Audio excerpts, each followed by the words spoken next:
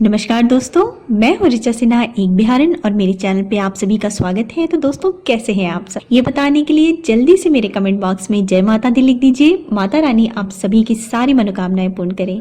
दोस्तों, आज हम बात करने वाले हैं संकट चौथ से संबंधित, जिसको तिल चौथ, तिलकुट चौथ या माही चौथ भी कहते हैं। और ये व्रत महिलाएं अपने संतान की दीर्घायु के लिए और मंगल कामना के लिए करती हैं। और दोस्तों, कहा जाता है इस व्रत के प्रभाव से संतान को रिद्धि सिद्धि की प्राप्ति होती है और उनके जीवन में आने वाली तमाम विघ्न बाधाओं को श्री गणेश भगवान हर लेते हैं। तो दोस्तों, मैं आज आपको बताऊंगी कि ये व्रत इस साल यानी 2019 में किस दिन मनाया जाएगा, इसकी तिथि क्या है और चंद्रोदय का समय क्या है, पूजा का शुभ मुहूर्त क्या है, इस व्रत की विधि क्या है, पूजा आपको किस प्रकार करनी है, इन सब चीजों के बारे में हम विस्तार पूर्वक बात करेंगे। इससे पहले अगर आपने अभी तक मेरे चैनल को सब्सक्राइब नहीं किया है तो इस प्रकार की तमाम जानकारियों के लिए आप मेरे चैनल को सब्सक्राइब कर लीजिए। वीडियो अच्छा लगता है तो लाइक कर दीजिए, फैमिली एंड फ्रेंड्स के साथ शेयर कर दीजिए, और ये बिल्कुल फ्री है। तो चलिए शुरू करते। दोस्तों, जैसा कि आप सभी जानते हैं कि श्री गणेश भगवान को विघ्नहर्ता कहा जाता है। वो हमारे जीवन में आने वाले सभी विघ्न बाधाओं का नाश करते हैं और उन्हें बुद्धि की देवता भी कहा जाता है, रिद्धि सिद्धि दाता भी कहा जाता है। तो ये माना जाता है कि इस व्रत को जो महिलाएं करती हैं उनके संतान दीर्घायु होते हैं और जीवन में सफलता प्राप्त करते हैं। और इस व्रत के प्रभाव से संतान को रिद्धि सिद्धि की प्राप्ति होती है, उनके जीवन में आने वाले सभी विघ्न बाधाओं का नाश होता है। तो माताएं इस व्रत को अपने संतान की दीर्घायु के लिए और मंगल कामना के लिए करती हैं। उस दिन स्त्रियां पूरे दिन निर्जला रहती हैं और शाम को श्री गणेश भगवान की पूजा करने के पश्चात चंद्रोदय होने पे चंद्रमा भगवान को अर्घ्य देने के बाद ही जल ग्रहण करती हैं। संकष्टी चतुर्थी या संकट चौथ व्रत मनाया जाता है माघ महीने की कृष्ण पक्ष की चतुर्थी तिथि को, जो कि इस साल यानी 2019 में हो रहा है 24 जनवरी को, और उस दिन गुरुवार का दिन है। तो उस दिन गुरुवार का दिन होने से इस साल इस व्रत को बहुत ही बढ़िया और शुभ माना जा रहा है। दोस्तों, उस दिन 24 जनवरी के दिन चंद्रोदय का समय है रात के 9:40 पे। तो इस व्रत को महिलाएं निर्जला ही रखती हैं। सभी व्रत रखने वाली महिलाएं शाम को गणेश भगवान की पूजा करने के बाद रात में जब चंद्रोदय होता है तो चंद्रमा भगवान को अर्घ्य देने के बाद ही प्रसाद के साथ ही खाना खाती हैं। दोस्तों, अब जान लेते हैं संकट चौथ व्रत करने की विधि क्या है, पूजा किस प्रकार करनी चाहिए। तो जैसे कि मैंने पहले ही बताया है आपको कि इस दिन विद्या बुद्धि के भगवान विघ्नहर्ता श्री गणेश भगवान की पूजा की जाती है। सारा दिन निर्जला व्रत रखा जाता है और शाम को श्री चंद्रमा भगवान के दर्शन करने के बाद, चंद्रमा को अर्घ्य देने के बाद ही प्रसाद के साथ अन्न ग्रहण किया जाता है। तो दोस्तों, इस दिन भालचंद्र गणेश भगवान की पूजा की जाती है। प्रातः काल आप उठ करके नित्य कर्म से निवृत्त होइए, शुद्ध कपड़े पहनिए और भगवान के सामने जा करके हाथों में अक्षत जल पुष्प लेकर के संकल्प लीजिए और भगवान के सामने संकल्प लीजिए कि हे भगवान, आज मैं संकट चौथ का व्रत करने जा रही हूँ। इस मनोकामना से, जो भी आपकी मनोकामना हो और अपने संतान की मंगल कामना के लिए मैं ये व्रत करने जा रही हूँ। हे भगवान, मेरे व्रत को स्वीकार कीजिए, मेरा व्रत पूजा सफल हो, आशीर्वाद दीजिए, और अगर जाने अनजाने कोई गलती हो तो उसके लिए क्षमा कीजिए।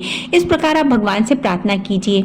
और भगवान के मंत्र का भी आप जप कर सकते हैं। 108 बार एक माला आप जप कर सकते हैं, जैसे कि आप ओम गणेशाय नमः या फिर ओम गम गणपते नमः मंत्र का जप कर सकते हैं। और अगर आपको याद है तो आप इस मंत्र का जप कर सकते हैं। मैं आपको बता देती हूँ।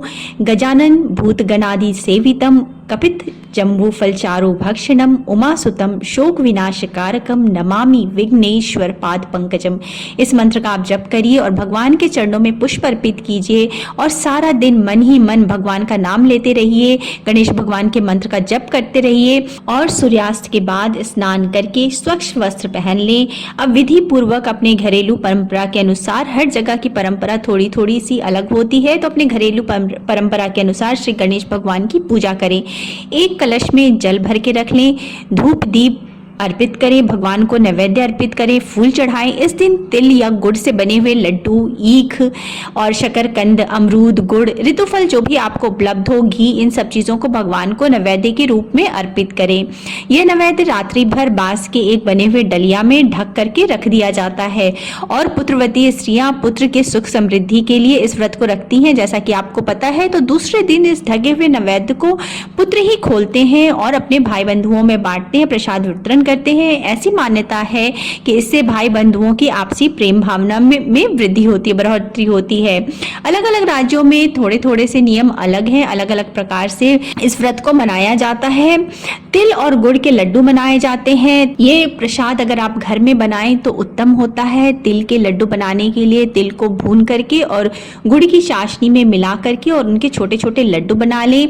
और फिर तिलकुट का पहाड़ बनाया जाता है। कहीं कहीं पर तिलकुट का बकरा भी बनाया जाता है। इस बकरा को बनाने के लिए तिल में जब आप लड्डू बनाते हैं तो उसको छोटा सा बकरा का आकार दे देते हैं, उसमें आंखें नाक बना देते हैं। तो इस तरीके से वो बकरा बनाया जाता है। तत्पश्चात गणेश पूजा करके और तिलकुट के बकरे की गर्दन को घर का कोई बच्चा काट देता है। दोस्तों, यहाँ मैं एक बात आपको विशेष रूप से बताना चाहती हूँ। श्री गणेश भगवान की पूजा करते वक्त कुछ बातों का विशेष ध्यान रखना चाहिए। गणेश जी की पूजा करते समय आपका मुख उत्तर या पूर्व दिशा की ओर होना चाहिए। गणेश जी की पीठ के दर्शन भूलकर भी ना करें। गणेश जी को दुर्वा, पुष्प, रोली, फल सहित मोदक व पंचामृत को पूजा में अवश्य शामिल करें। दुर्वा खासकर गणेश जी का बहुत प्रिय है तो उसे जरूर शामिल करें।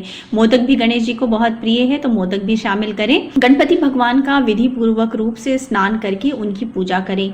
संकट चौथ के दिन गणेश जी को तिल के लड्डू चढ़ाने का भी विशेष महत्व माना जाता है।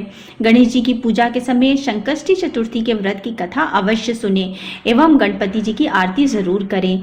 ओम गणेशाय नमः मंत्र का जप भी अवश्य करें, बहुत ही शुभ माना जाता है। दोस्तों, गणेश जी की पूजा करने के लिए सबसे पहले गणेश भगवान को पंचामृत से स्नान कराएं, फिर शुद्ध जल से स्नान कराएं और उसके बाद उन्हें चंदन, रोड़ी, धूप, दीप, वस्त्र चढ़ाएं। उसके बाद फूल और फूल माला चढ़ाएं।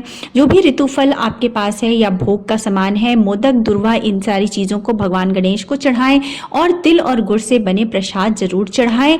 और ये सारी चीजें भगवान को अर्पित करने के बाद संकट चौथ व्रत का कथा जरूर सुने। उसके बाद भगवान की आरती करें और अंत में क्षमा याचना करना ना भूलें। दोस्तों, इस प्रकार गणेश भगवान की पूजा करने के बाद रात को जब चंद्रोदय होता है, चंद्रोदय का समय मैंने वीडियो में बता दिया है, तो चंद्रोदय होने पे भगवान चंद्रमा को अर्घ दें।